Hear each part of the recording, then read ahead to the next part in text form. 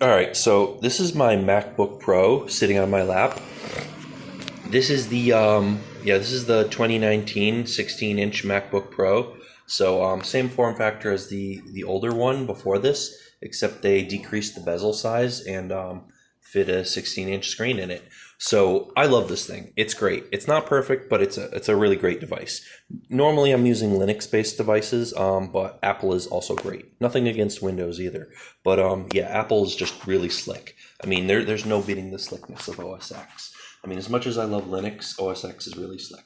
But I'm a cross-platform kind of person, and I like all of my stuff to fit together, regardless of whether it's in the Apple ecosystem or whatever it is. It doesn't matter. Um, if you look over here, yeah, look how slick that little bar at the dock at the bottom is. That's been like that since I mean, probably like since I first saw Mac OS in the early 2000s, probably like 2002 to 2003, or since I first saw OS X. I mean, I've seen like older Mac OSs since like the 80s or whenever. But yeah, if you look at this, the big feature about this, besides the screen size, probably the bigger feature is the keyboard quality. And the big thing about these keys, yeah, and I apologize for the camera angle. I'm recording about my Apple laptop on my Android phone. But yeah, anyways, yeah, I probably shouldn't be using my phone for this, but it's fine.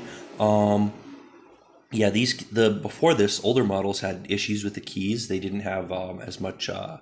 They were just harder to type on. They were flatter.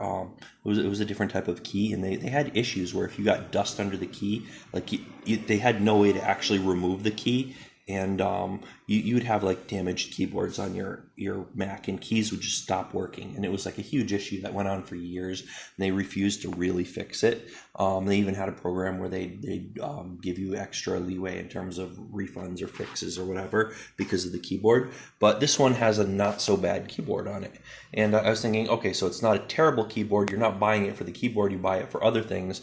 But actually, after having bought this and gotten used to the keyboard, I actually really enjoy typing on this.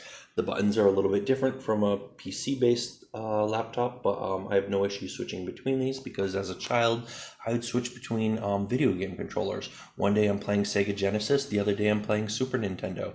N64, PlayStation, whatever. Each one has a different controller layout, and each game you play has a different there's a completely different, the button that jumps is different on each one. One time it's the B button, the other time it's the A button, whatever. You just have to adapt. So, I mean, some people, this will drive them crazy, but for me, having an option key and a command key is no big deal. That's kind of interesting when you plug a PC keyboard into this, then all of a sudden, these two keys switch around. So this is technically the meta key. This is on a Windows keyboard or on a PC keyboard. This will have the window on it, and this is the Alt button. So like you would swap these if it's a key. So like when you want to press Command on an Apple keyboard, press this button. If you want to press it on a PC keyboard plugged into a Mac, you're pressing this button.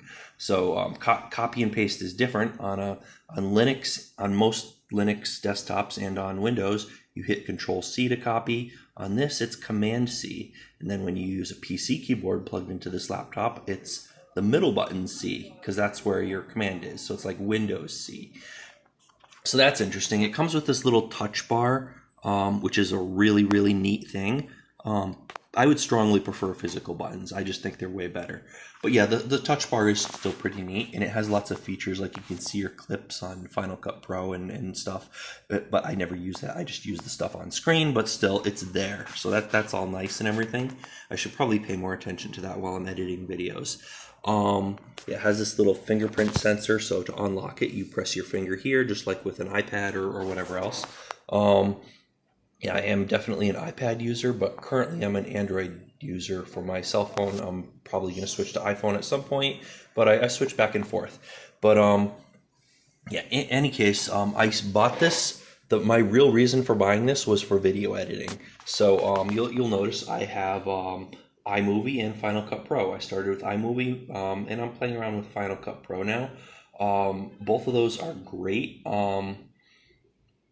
And this is not bad for this is you get a Windows PC if you want to do gaming realistically, but Apple you can totally game on Apple. I mean, right now my gaming this is the extent of my gaming: the Sneaky Sasquatch and Minecraft. I have Minecraft on just about every device I have: Android, iOS, OS X, Windows, Linux, Nintendo Switch, just about everything.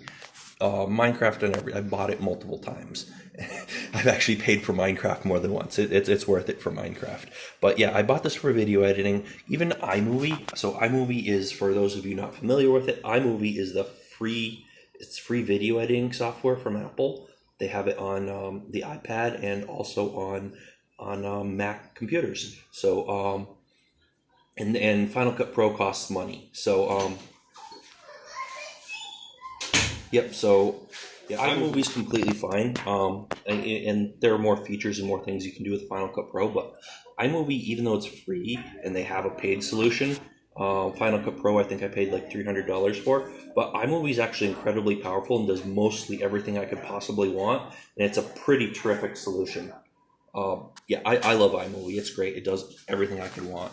So you see here I'm using Keynote, and there's there's a browser in the background. There's the Finder. It's the file manager that comes with OS X, and Chrome browser. That looks the same whether I'm running on Windows, Linux, or Mac. It does not matter. Chrome looks the same. I sync my settings on Chrome. I have all my bookmarks. It looks identical. I forget what OS I'm even running when I'm browsing the web or doing anything web-based. Like I use Google Docs. I'm not going to open my driver Google Docs. I have no idea. I don't know what sensitive information I have in which folders, so I'm not going to do that on video. Unless I have it prepared ahead of time. But yeah, Google Docs, I just use that basically across all my systems. My Android phone, my Apple phone, my iPad, my Linux-based desktop, my Windows-based desktop, my laptop, my desktop-based system, my MacBook Pro, everything, I get Google Docs on it. Now, Apple has their iCloud and all their software which it works great within the Apple ecosystem, and it's really convenient and nice. I highly recommend it. But I generally end up using Google Docs more just because it works better on other platforms. Like you can get a lot of the Apple stuff on like you can get their spreadsheet software on Linux through the web interface, but it works horribly through the web interface. Works great on a Mac or on an iPad and probably on the iPhone, but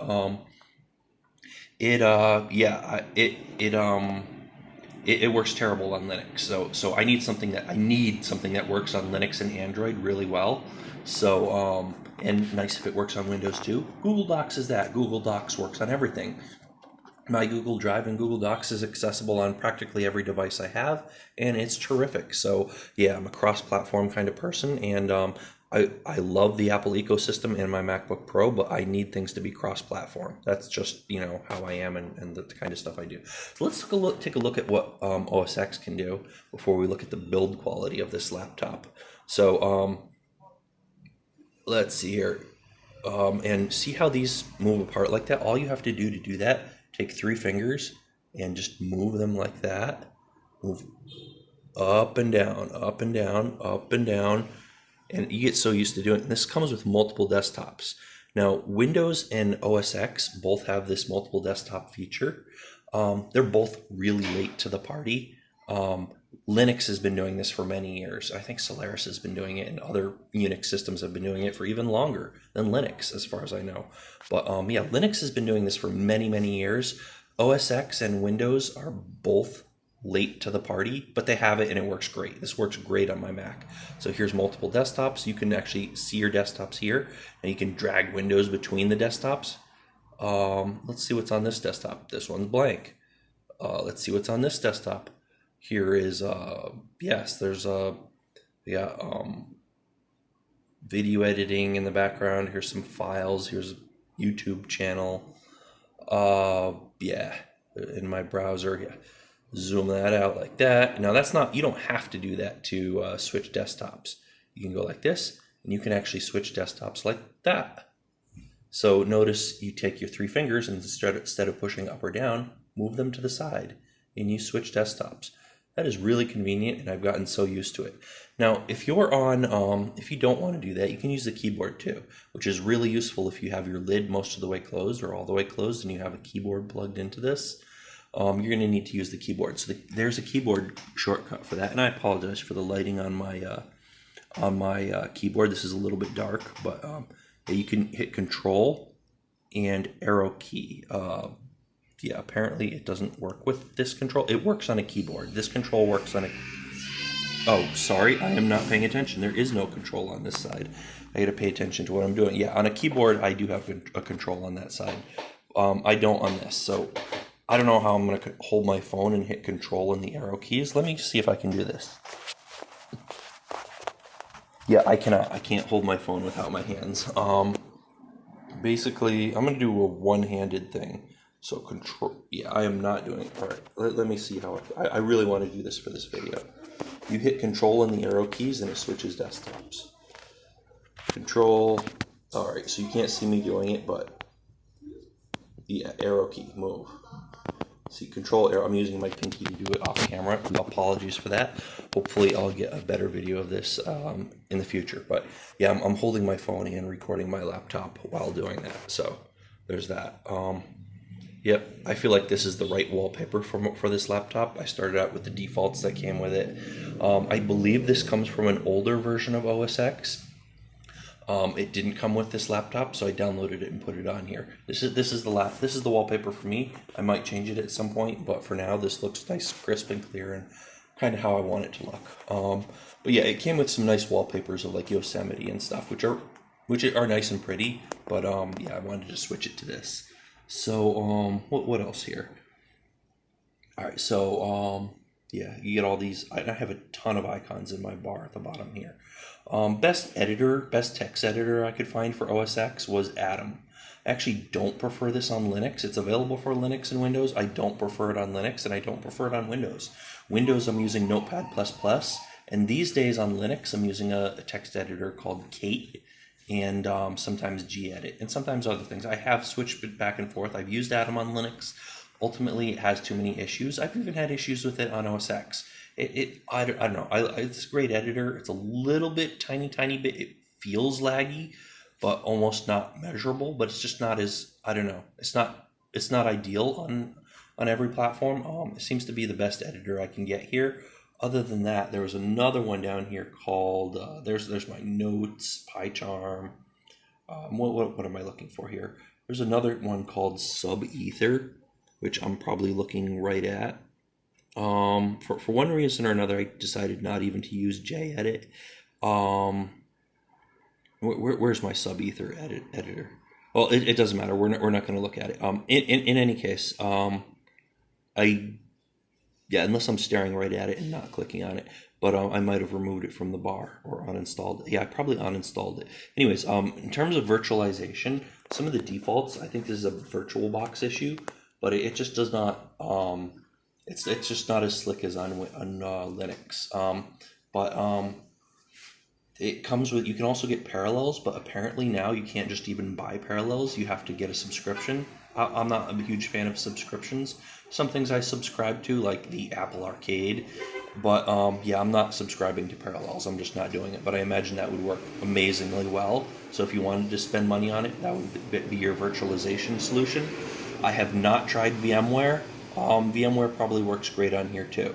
VirtualBox works pretty well. One thing I found with the VirtualBox, it will start, at least the version I have, I'm not sure if this is the case for everyone, but it will start devouring your CPU on, it will just start devouring it'll go up to like 100% CPU usage when your VM is idle, doing nothing. It's not supposed to be 100%. It'll just start using 100% of the CPU, and it will drain your battery really fast. It's like you're rendering on iMovie. It's or maybe even worse than rendering on iMovie, but it just drains your battery really fast. And the solution to that was to disable sound. And then I found times where I started up, sound is disabled, then it starts burning through my battery again, 100% CPU usage. I enable sound, and all of a sudden it stops doing that. So really the solution is to toggle the sound on your VM. And so look, when you have your, I'm not going to open it up now, but when you have a little VM window, with your virtual machine running. There's a little icon at the bottom for sound. Just enable it or disable it and watch your CPU usage go down. That's a solution to that. So it's not an Apple problem, it's a Virtualbox problem. But yeah, Virtualbox is it has that as an issue and it doesn't work perfectly. It has its issue. It works well enough. I'd say the desktop, it doesn't work perfectly. I might need to tinker with it more, but like I couldn't get the resolution I wanted and some other things. So I really have to look at it more. It's probably no big deal. But it wasn't as smooth out of the box as I had hoped. Anyways, also for graphic design, I mostly use the GIMP because I'm familiar with it. I use it on Linux. I've been using it for many, many, many years. Almost 20 years now I've been using the GIMP. Never going to Photoshop. I say that, maybe I will. I always figured at some point I'd use Photoshop when I could afford it. Now I can afford it because I'm not a college student anymore, but I don't want it because of the Creative Cloud. I'm not going to be locked into a vendor. I'm not going to have my files locked away, controlled by Adobe. I'm not going to have pay a monthly subscription. No Creative Cloud, no Adobe for me. So I am not getting Photoshop, at least as of now, unless there's some really, really good reason. Photoshop has some slightly better features than the GIMP. It's a little bit ahead of it, but it's practically anything you'd need unless you're actually working in the industry and absolutely have to do some things. You can basically do everything with the GIMP. The GIMP is an amazing product. Great for graphic design. There's another tool on here I discovered that's really good called Sketchbook. I also have this on my iPad. It's amazing. I don't know how to use all the features in it. I constantly have to look up how to do certain things that I take for granted in the GIMP. I don't know how to do in Sketchbook. So it takes me a little longer to do things, but it's a pretty slick tool. And I have it on my iPad too. So that's another tool I like to have on there. I should probably go through what I have installed here. Yeah, so 3 browsers. I don't need all 3. Sometimes if I want to be anonymous or something, or not have it tracking me, I could just use Firefox or Safari if I don't want to be logged into Google, or if I just want something just isn't working right in Chrome. So I have all the normal stuff. I have activity monitor, network utility. Interesting thing, it looked like network utility. I was disappointed. It looked like network utility wasn't installed here and you couldn't get a hold of it. I was like, no, they got rid of network utility on the latest OS X. I was so disappointed because this has been around for years and I had always wanted a Mac. I was like, oh, all these cool Mac toys that you can play with. This was one of the utilities I wanted to use, and it looked like they had removed it, but it turns out you can use the Spotlight search to find it, and it most definitely is installed on the system. And let's see, Q to get out of there, Command Q to quit. So it is installed. You won't find it if you won't find it going to Launchpad. You have to actually search with Spotlight, and then you'll find it. Drag the icon to your bar, and you got it. Terminal is an excellent app. I would prefer to, by default, every time I click this, have a new terminal pop up. But now, if you want more than one terminal, you have to right-click and say New Window. It's a little bit of a pain. There might be a way to fix that. I think there was a way to fix that, but I haven't done it. On Linux, totally depends on the desktop you're using. Some Linux desktops do. Some behave the same way and some don't. So depends. It's with Linux, it's all mixed. With OS X, it's mostly the same. One thing I should note: if you want to right-click, it's easy using this trackpad. It's like so ridiculously easy. Take 2 fingers, press them down like that. There's your right-click. Let's see here. Can you do it by? No, it won't work by tapping. You actually have to press with 2 fingers. There's a lot of other gestures too. You can scroll up and down in a document or a web page just using 2 fingers like that, up and down, up and down, up and down. Yep, that's that. You can go back and forward in a web browser by going like that or that, if you catch it right. I think you can bring if you go from the side with 2 fingers, you bring up this little bar here. They got rid of all their widgets. They used to have this nice dashboard of widgets that you could have. They got rid of it in an older version of OS X. I was disappointed by that, but what are you going to do? They get rid of things. Companies do that. You can't trust anything to be kept around anymore. Doesn't matter what company it is. Google will decommission their tools. Apple will decommission some stuff too. It's sad, but it's how it is. It's just like it's sad that they got rid of the 17-inch MacBook Pro. I really wish they had that. I would have bought a MacBook Pro much sooner if they had the 17-inch around still. So few reasons to buy a Mac over a PC. I know everyone says, oh, you get better, faster hardware for less money if you go with PC. And while that's true, you're paying a premium for the Apple brand. You're paying for a little bit more than that too. And so there are a couple normal reasons that I'll go over to buy a MacBook Pro or to buy Apple. But there's one other reason that I bought it specifically. One reason is if you just need specific software that runs on that platform. In my case, I really, really wanted to work with iMovie. Now I know there's other software for Linux that I could have purchased, and there's free software for Linux. I've had so much trouble. I wanted it to work. I wanted video editing on Linux to work so bad. I've had issue after issue with it, so many issues that I just eventually decided to give up on it, and I actually purchased this Mac just for that. After having built a video editing PC workstation for Linux to edit videos in Linux, I couldn't get KDE and Live or OpenShot to work properly. Both of them had issues, like crazy things that just should not exist in a video editor. That's another story for another day, but they frustrated me so much that I went out. I had an iPad that I bought for other purposes, but I was just playing around with iMovie, and just iMovie on my iPad was like, this is amazing. I can do things that I are so much trouble in Linux video editing. They work amazing on iMovie. This has to work great on a Mac.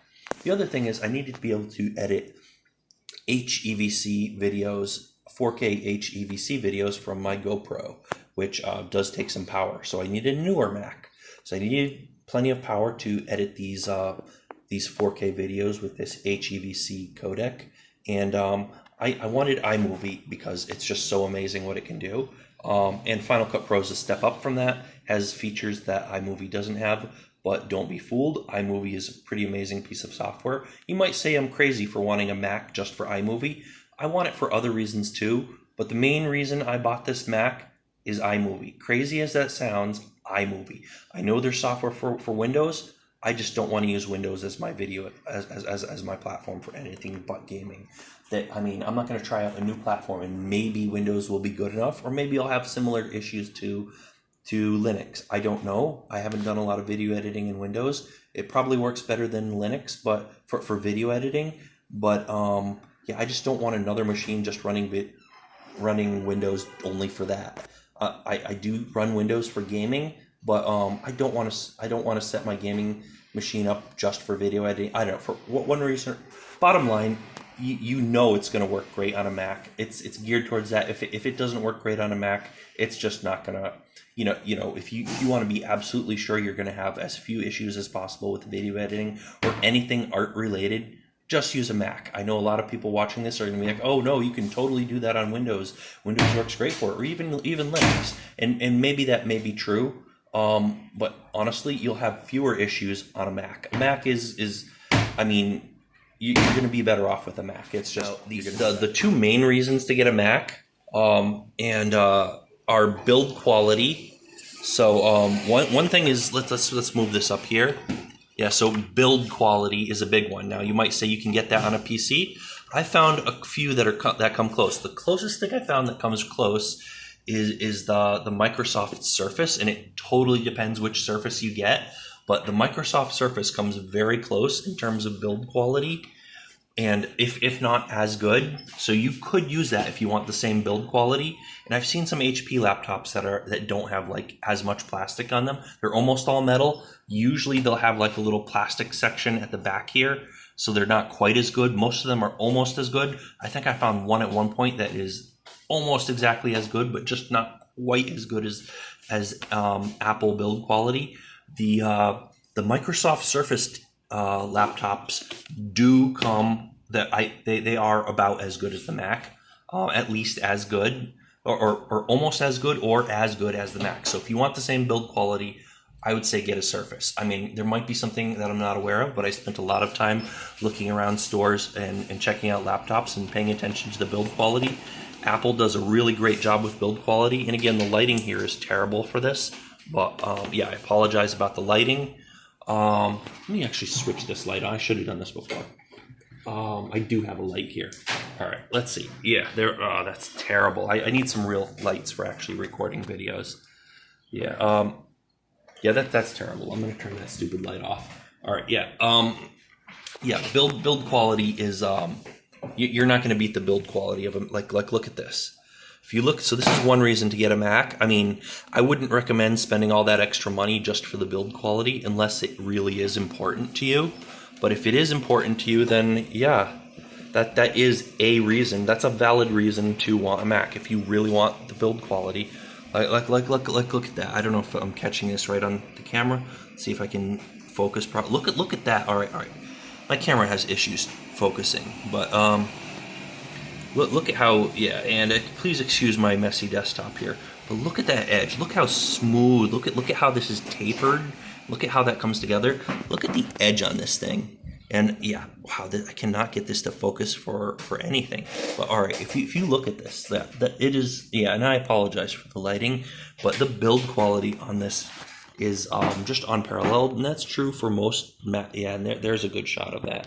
Yeah, that's true for most Apple products, but yeah, they do a good job with the build quality. I mean, given if you can get a more powerful system for less money, you might want to ignore the build quality. I mean, I generally would. Generally, these are just really slick, nice systems that are just really cool to have. That's it. But is it really worth buying it? Probably not most of the time, unless that's really important to you. But yeah, and I'm just not doing this justice with the lighting and the angles and my focus. But yeah, build quality on this thing is terrific. It is amazing.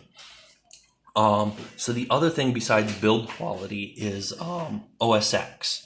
Now, you can criticize it if you want, say what you want about it, but I think OS X is really slick. You can do basically all the same things on Linux or Windows or even BSD if you want. So, I mean, you just can. But the bottom line is it comes down to two things. Does it run software that only runs on that system? And do you like working with it? Which system works better for you? Which system do you prefer working with? That's the one you should go with. The system that you prefer working, if you prefer working with OS X, just get a Mac. If you don't prefer it, don't get a Mac just because someone said OS X is good. If you don't really have a reason for it and you actually prefer Linux or Windows or whatever else, go with what you prefer. So two big reasons: you just like working with OS X and you enjoy working with it. If it works for you, that's a personal preference choice. It's different for everyone, but that is a very valid reason to go with a Mac and to run OS X, is that you just prefer working with OS X. The other thing is there are reasons you might prefer it. Maybe you just like how it works. You like the shortcuts. You're familiar with it. Or it's just really slick and nice. OS X is really slick and nice. You can make Linux look pretty slick and nice, but I think OS X, no matter what you do with Linux, it's really tough to come close to OS X. I mean, I've been using Linux for like almost 20 years, and I mean, I know you can do all the same stuff, but I would still say OS X wins in the slickness department. That's kind of like that's not a really well-defined term. Like, how do you measure the slickness of an operating system? But yeah, that's pretty much it. Pick the OS you prefer to work with. If you prefer OS X, get a Mac. If you want really nice build quality, get a Mac. If you don't care about the money and you like good build quality, get a Mac. Get a Mac with the same specs. You'll pay more money for the same thing. But if you don't care about the money and you want better build quality, then do it. If you just want to run OS X and you prefer OS X, that's a reason to do it. So those are my thoughts on it. But yeah, you don't have to get a Mac. It's not for everyone, but it's for some people. And remember, you can't do art without a Mac, or you can't do art without Apple. Not really. You can use other systems. Totally fine. You can do it on pretty much anything. But yeah, Apple for art. And yeah, if you disagree with me, feel free to leave a comment. Really, I want to hear the comments on this video.